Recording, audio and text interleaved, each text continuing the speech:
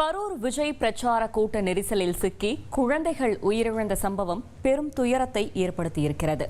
குழந்தைகளை அழைத்து செல்ல வேண்டாம் என்று பல தரப்பில் எச்சரிக்கப்பட்டும் விஜய் கூட்டத்திற்கு மக்கள் குழந்தைகளோடு காத்திருப்பது தொடர்கதையாகவே இருந்தது. இந்த சூழலில்தான் கரூர் நெரிசலில் குழந்தைகளும் உயிரிழந்த கோரம் அரங்கேறியிருக்கிறது.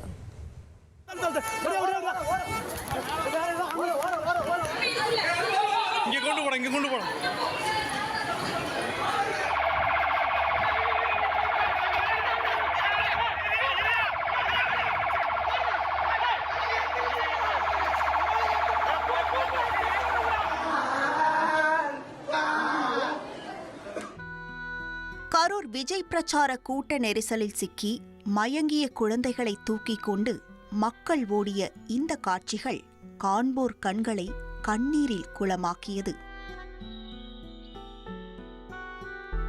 அரசியல் எதுவும் தெரியாது விஜயை பார்க்க வேண்டும் என்று உறவுகளோடு சென்ற குழந்தைகள் உயிரிழந்து இருக்கிறார்கள்.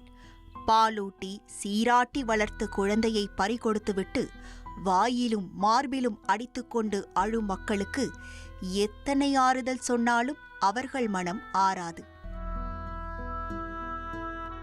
இந்த உலகமே அறிந்திராத பச்சிலம் குழந்தையை தகப்பன் மாரில் போட்டு அழுத அந்த காட்சியும் காண்போரை கண்ணீர் விட்டு கதற செய்தது.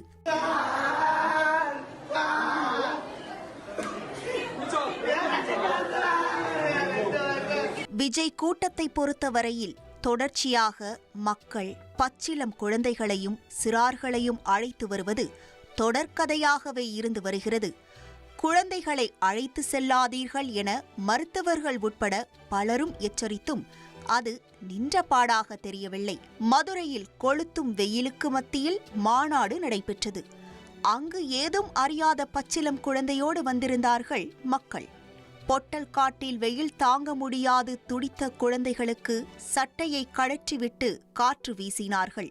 அப்போது பவுன்சர்கள் விரைந்து வந்து குழந்தைகளை மீட்டு சென்றார்கள்.